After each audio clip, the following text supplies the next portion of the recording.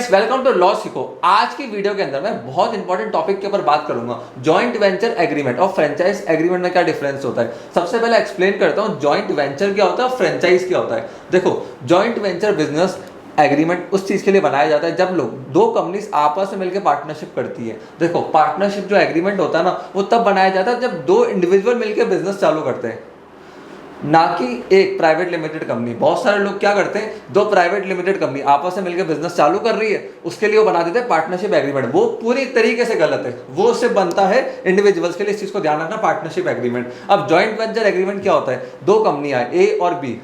अब ए के पास कुछ स्किल्स है, बी के पास कुछ स्किल्स है, दोनों अपने स्किल्स को मर्ज करते हैं और साथ में एक नया सर्विस या गुड्स मार्केट के अंदर लेकर आते हैं। जैसे इंडिया के अंदर हीरो होंडा, आपने विस्तारा एयरलाइंस का नाम सुना होगा। विस्तारा एयरलाइंस सिंगापुर की one of the most profitable and famous airlines है। लग्जरी सेगमेंट में वो नंबर 1 थे, इंडिया में आना चाहते थे। अब टाटा भी एयरलाइंस मार्केट के अंदर जाना चाहता था, बट टाटा को नहीं पता था कि कैसे एयरलाइंस का बिजनेस ऑपरेट करा जाता है, कैसे उससे प्रॉफिटेबिलिटी निकाली जाती है। बट टाटा का एक नंबर चीज़ थी, वो था ट्रस्ट। तो टाटा ने जॉइंट वेंचर करा किसके साथ, विस्तारा के साथ, और इंडिया के अंदर विस्तारा एयरलाइंस को लेकर आए। तो ऐसी बड़ी कंपनीज जॉइंट वेंचर करती है, वहां पे जॉइंट वेंचर एग्रीमेंट बनाया जाता है। अब फ्रेंचाइजी के अंदर क्या होता है, एक कंपनी है, उसने कोई बिजनेस मॉडल को डेवलप करा, हो सकता है कोई फूड आइटम है, सर्विस है, गुड्स है, उसके बाद वो सक्सेसफुल हुए अपने लोकल एरिया के अंदर। अब देश भर में फैलने के लिए उन्होंने इन्वेस्टर्स को इन्वाइट करा कि आप हमारे ब्रांड नेम को यूज करो अपने सिटी के अंदर, और आप भी मुनाफा कमाओ, हम भी मुनाफा कमाएंगे। तो ये अंतर होता है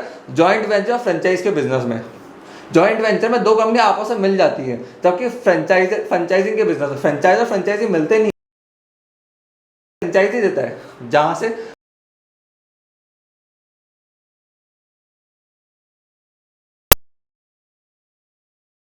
में आपको कैपिटल कंट्रीब्यूशन लिखना पड़ेगा कि ए पार्टी और बी पार्टी कितना कैपिटल को कंट्रीब्यूट कर रहे हैं। जबकि फ्रेंचाइज एग्रीमेंट के अंदर क्या होता है, आपको लिखना पड़ेगा फ्रेंचाइजर को कितना अमाउंट पे कर रही है एज अ रॉयल्टी। कुछ वन टाइम रॉयल्टी होती है, पर मंथ रॉयल्टी होती है। फिर उसके बाद जेवी के अंदर, जॉइंट वेंचर के अंदर प्रॉफिट शेयरिंग होती है। साल में 100 करोड़ का प्रॉफिट हुआ तो जो भी उनका प्रॉफिट शेयरिंग रेशियो था, लेट्स सपोज 50-50 था, तो प्रॉफिट बढ़ जाएगा। बट यहाँ पे फ्रेंचाइजर को रॉयल्टी देगा पर मंथ या हर साल के हिसाब से, टर्नओवर के ऊपर डिपेंड करता है।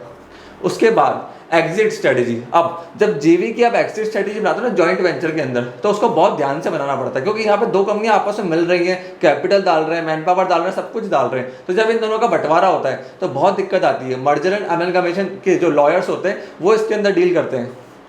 बट फ्रेंचाइजी के अंदर ऐसा नहीं होता है, वहां पे एग्जिट करना बहुत ईजी होता है, उसको क्लोज करना बहुत ईजी होता है, क्योंकि वो इंडिविजुअली ऑपरेट कर रहा था। अब जब जॉइंट वेंचर चालू करना होता है ना, तो आपको या तो प्राइवेट लिमिटेड कंपनी बनानी पड़ेगी या एक एलएलपी फॉर्म करनी पड़ती है। जबकि फ्रेंचाइजी बिजनेस में ऐसा नहीं होता। अगर आज मुझे किसी कंपनी की फ्रेंचाइजी लेनी है तो मैं इंडिविजुअल हो सकता हूँ, एलएलपी खोल सकता हूँ, प्राइवेट लिमिटेड फॉर्म खोल सकता हूँ, कुछ भी खोल सकता हूँ।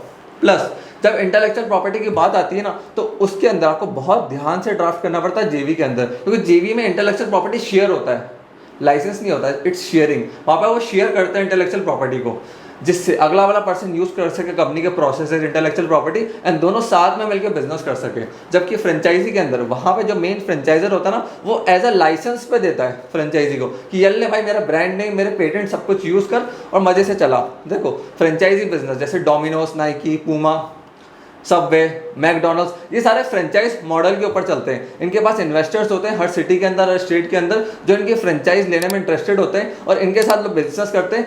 वो भी खुद प्रॉफिट कमाते हैं और ऊपर वाला फ्रेंचाइजर भी खुद प्रॉफिट कमाता है।